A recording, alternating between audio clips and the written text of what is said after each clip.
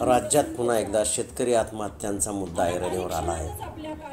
माजी केंद्रीय कृषी मंत्री शरद पवार यांनी याबाबत चिंता व्यक्त करत एक महत्त्वाचं आवाहन केलं आहे। राज्यातील शेतकरी आत्महत्यांच्या वाढत्या घटनांवर माजी केंद्रीय कृषी मंत्री शरद पवार यांनी तीव्र चिंता व्यक्त केली आहे। नाशिकच्या देवळा येथे एका कार्यक्रमात बोलताना त्यांनी हे मत मांडले। एक वजीर मिळाली,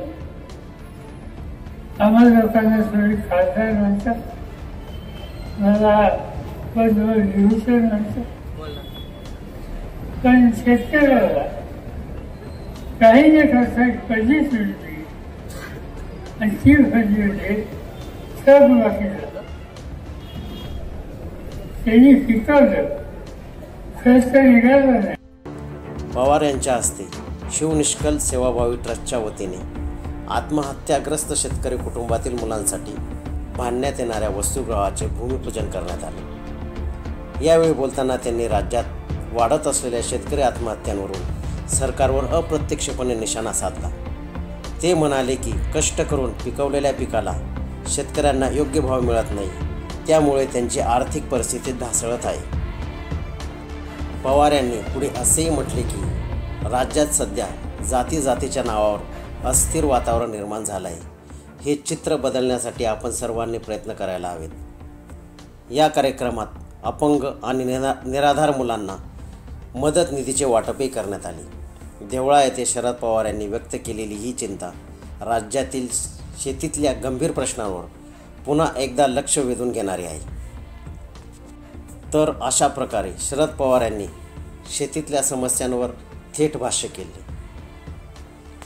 24x7 न्यूज रिपोर्टसाठी प्रतिनिधी उमेश पाकिस्तान सोडलं तर सगळे देश हे आपले मित्र देश। आज काय शिकत पाकिस्तान विरोधी नेपाळ सरकारने गेले 3 दिवसापूर्वी आपण तिथं काय झालं बघितलं, क्रांती नाही।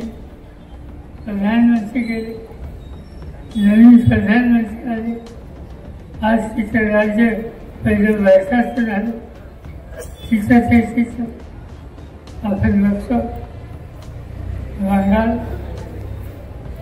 बांगलादेश या देशाच्या स्वातंत्र्यासाठी हिंदुस्थानी त्याग केला, आज तो देश पसरवला नाही।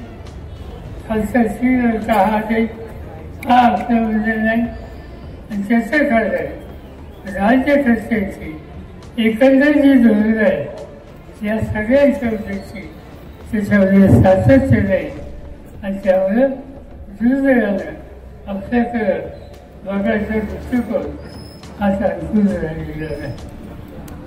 असं यासाठी आपल्याला ठिकाण घ्यावं लागेल, एकत्र राहावं लागेल, सामुदायिक शक्ती ठेवावं लागेल, आणि जे जे काही करता येईल ते एकसंध राहून हे करावं लागेल।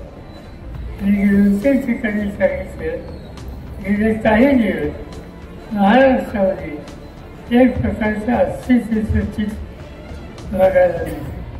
जाती होते, समाज होते, एक प्रकारचं अंतर असतं। हे अंतर हे आपल्याला परवडणार नाही।